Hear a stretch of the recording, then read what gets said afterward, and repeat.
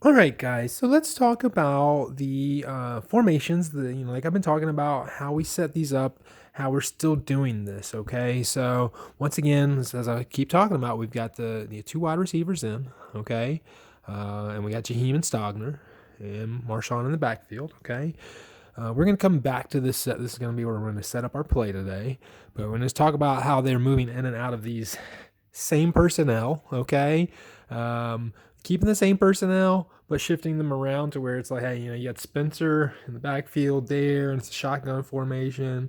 You have Marshawn move out, Spencer move back into the A set. Okay, um, they've had Stogner out wide. You can do that from the ace or the shotgun.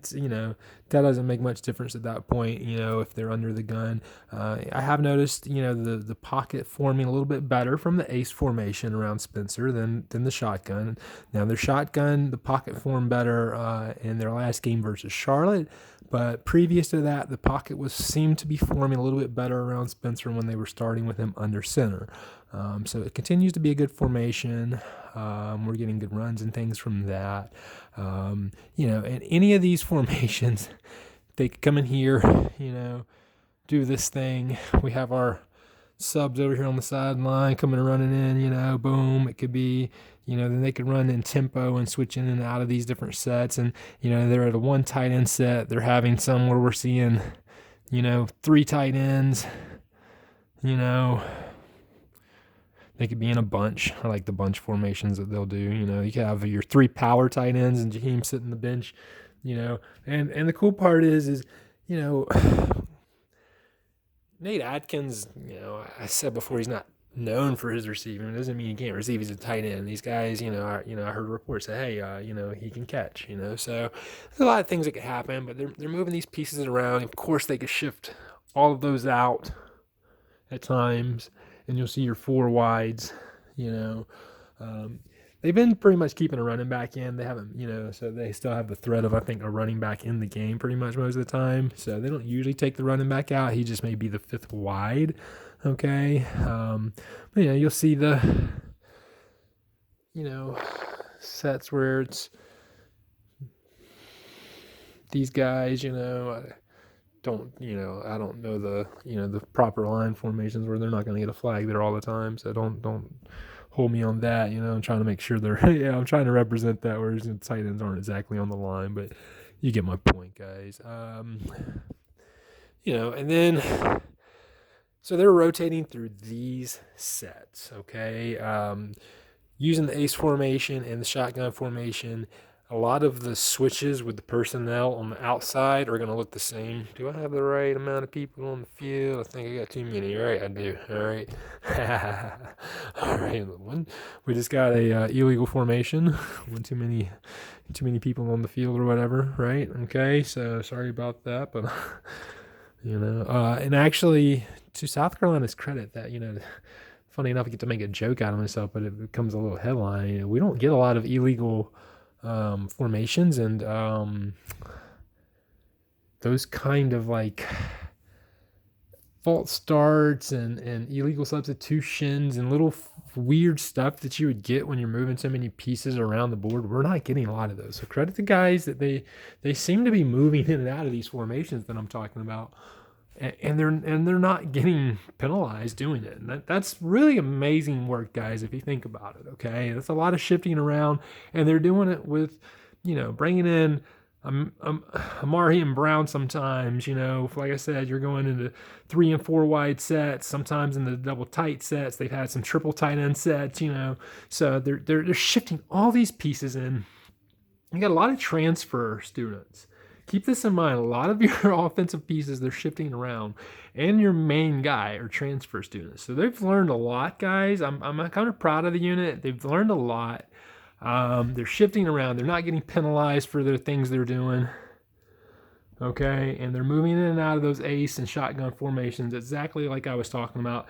It's been able to set up, some jet sweep looks and stuff. Now they haven't gone for as many jet sweeps as I would like. I did see a jet sweep out of Jaheim.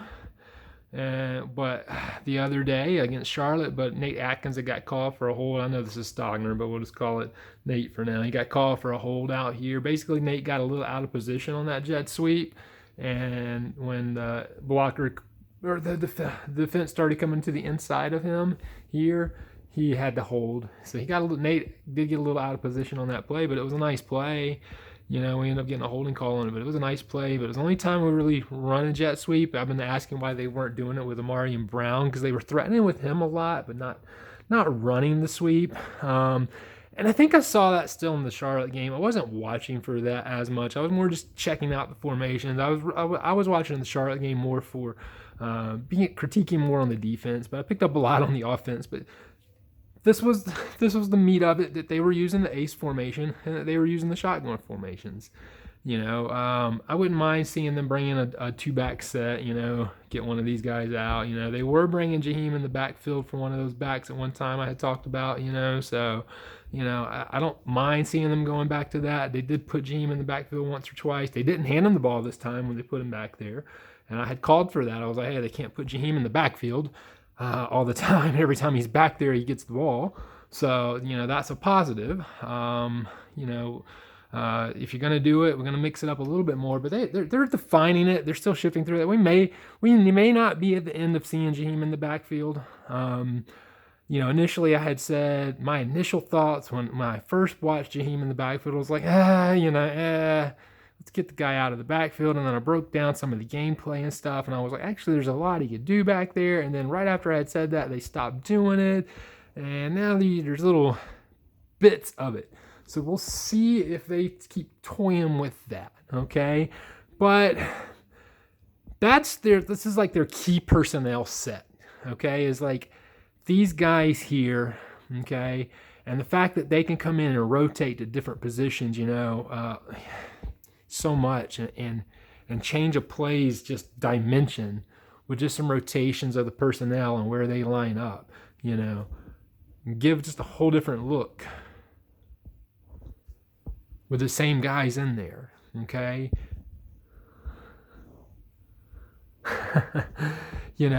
And that's the thing about it, because you got Stogner and Jaheim Bell. We are not giving Stogner enough credit for how versatile he is.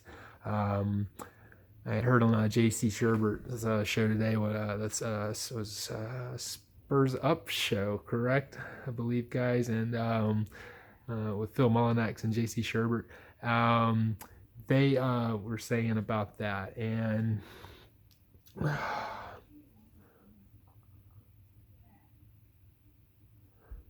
they were talking about Stog being slower. Sorry, I was looking at something there. They were talking about Stog being slower, and or is he actually slower, because they had seen where he was faster when he was Oklahoma. So maybe, it's like maybe there's some illusion right now that he's not fast, but we know he's versatile for sure. So that's given us a lot of versatility with the same personnel on the field. So I think Marcus Satterfield's, as far as his identity now, I feel like the reason we played Charlotte the way we did is so he could establish and get confidence in his run game. I'm hoping what we're going to see, now at SC State is a play like the one I'm going to show now. Whether it's out of an ace formation, I'm going to do it out of an ace formation, or whether it's a shotgun formation. A play like this is going to turn into a rollout play. It could be an excellent play with the same personnel on. This is just the one I set up today, and how I would like to see it used, and how it is kind of getting utilized. Just to give y'all some ideas. They are shifting and stuff that you'll see. They're not checks. They're designed motions. So we're trying to identify what maybe the coverage is looking like pre-snap. Okay, so Jaheim Bell here is going to go into motion to the line, and we're going to see how much this guy follows him. If he follows him hard, we're thinking he's tipping off that he's in man, right? Okay, we're pretty sure, but not entirely sure. You never know, especially these days. The defenses are disguising, whether they're in man or different things, because he could be coming here, he could be on a blitz too. There's a lot to be going on right there, right? He could be looking like, hey, I'm following Jaheim on a man route, but really he's blitzing anyway. He was just disguising his man, thinking that, he's showing man and he's going to blitz, or he could have been dropping back in his zone after he showed man. Okay, there's a lot of if, ands, or buts, but you are using motion to try to get reads on the D and see what they're going to do.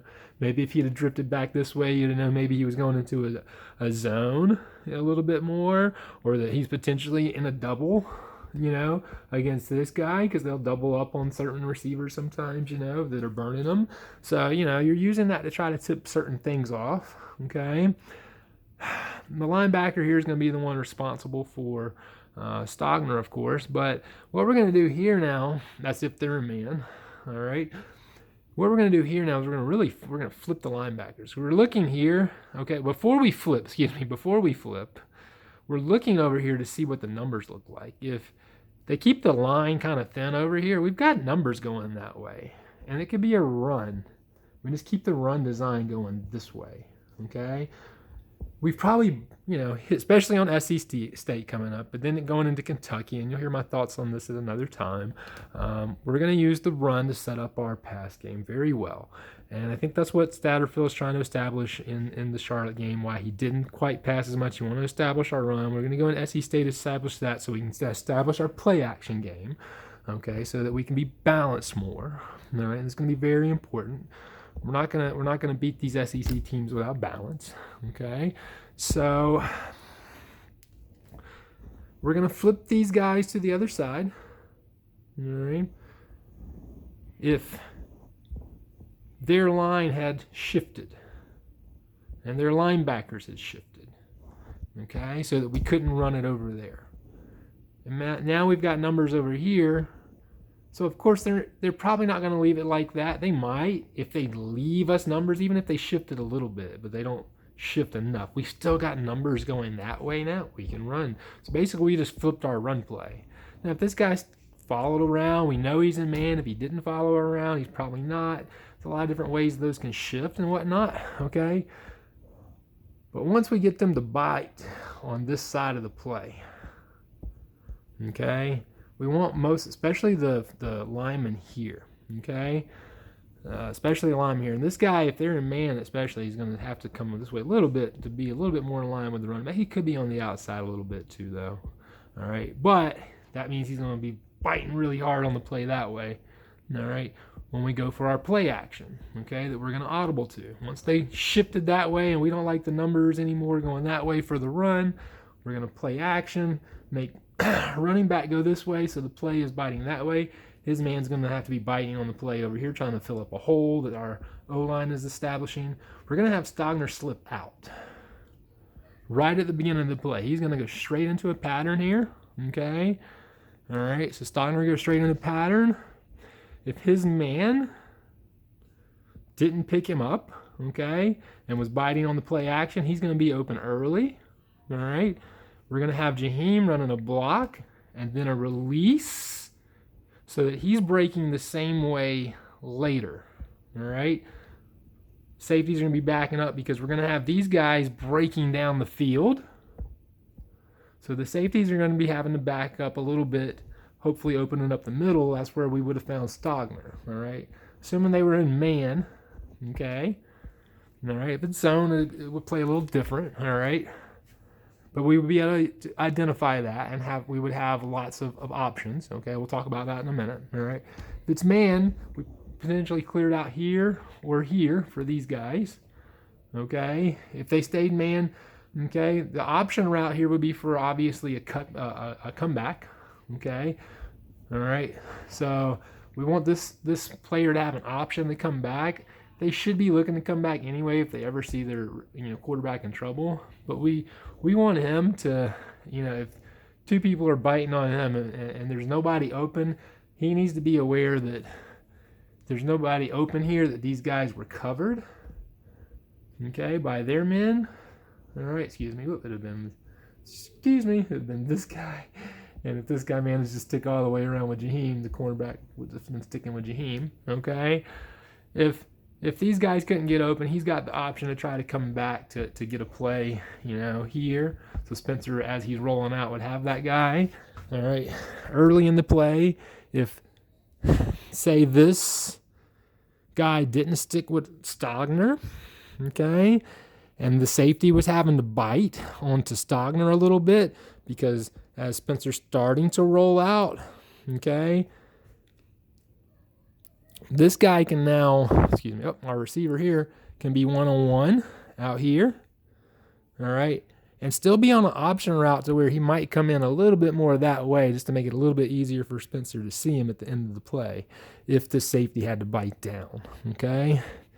That safety doesn't bite down, okay, and doesn't come that way and he's drifting that way, it would have gone to Stogner. There's a lot of options there. Depends on which safeties bite where, right? If everybody's covered, they weren't in zone, they were in man, Stogner, Spencer's going to have the ability to roll out, get some yards over here in all this empty field, where these guys down here, he's covered, he's here, he's covered, he's here, he's covered, okay? And Spencer should be able to roll out and pick up some yards on his feet, okay? Simple enough. It gave us a lot of options to run first, like pre-snap. We had the options for running and looking and trying to diagnose what they were looking for and how they were approaching us. So we did a lot pre-snap with this by simply, we could have started any of that from any of the other formations we discussed. That could have started from the 5 wide. There's a lot of ways they could have gotten to that. Okay, it didn't have to be that exact set, but that personnel grouping that they're still using is what gives us an intriguing lineup there, allows us to adjust through these formations. Big difference would have been if this would have been like a zone, is how these guys would have been reacting, okay, of course, and what we were trying to open up. Different things open up differently in a rollout play. If we were in zone and these guys were falling back into zones and there's no blitzing, it's a lot of what ifs. You're looking for, even in the zones and stuff, to get these guys so that people were reacting to Stogner here. So that after Jaheim did his block here and then came off, it was opening up underneath here for him. You're looking for these guys to crash on Stogner here and this guy to really be able to release past him early in the play. You remember, if this gets too late in the play, it gets harder because, we don't want Spencer throwing from his rollout way over here back across field. That's always a no-no, all right? But that guy could have, started coming across, and if this guy stayed bit down on this and he was behind him, there could be a play, there. So, this guy, and that's why we also want to have the option route on this guy too, because, if these guys are soft in their zones and stuff, and this guy's just going down the field, he's getting covered. If he keeps going, and because he can see if his buddy's got a hole, things like that going on. He's got a lot of options. He can look and see what's going on in the option here. He comes back, he's making this guy bite on him because this guy's trying to cover Spencer, and that keeps a lot of things. It just depends on how everybody bites. But a good rollout play gives you lots of options, and we had lots of options pre-snap. Okay, all set up by our personnel. Okay, personnel we had on the field, and like I said, they could have been in any of those different formations with that same personnel. That's that key, and that's what I keep coming back to, is that Marcus has been working on finding that identity through his formations. Now the formations are set. I believe mostly we're going to see an ace formation, and we're going to see shotgun formations, and then they're going to bring tight ends in bunches. They might sub those out to 1 to 2 to 3 tight ends usually. Very rarely we're not going to have a tight end in. We might have 4 wide. Very rarely we're ever going to have 5 wide because the fifth's usually going to be at the running back. But for the main set, most of the time, Jaheim and Stogner in, or some variants of this with maybe Adams, where they can switch into tempo, Adkins, where they can switch into tempo and things like that. They can go, after they get a certain play and they got a certain personnel package still left on the field with the defense, they go into tempo and go into an entirely different formation based on the personnel that was on there with the defense, and take advantage of something they saw in the defense without having a sub, making those defenders stay on the field. But with a personnel group that has a lot of just wiggle room. There's just a lot these guys can do. So I think, that's the identity. And when we talk about identity, we usually talk about, are we a run team? Are we a pass team? But one identity we're not talking about is, are we a dual threat team? And the question of that, I think, or the answer to that question, I believe, is yes. And I think what we did was identify that Marshawn Lloyd is our power 5-star rated running back, that, he is that guy where we need him to shine, and we need our star quarterback to shine, and the rest of these guys are pieces. I know we thought Jaheim Bell and the Kerryon Joyner were supposed to have big years this year because, that's what happened in the bowl game. And I think it's not, we can't expect that. Because I'm going to end that. Let me finish this out real quick. So real quick, just to wrap up the play here, the amount of options we had through here, and whether they were in man or zone, and how we use that personnel grouping, that is the identity of the offense.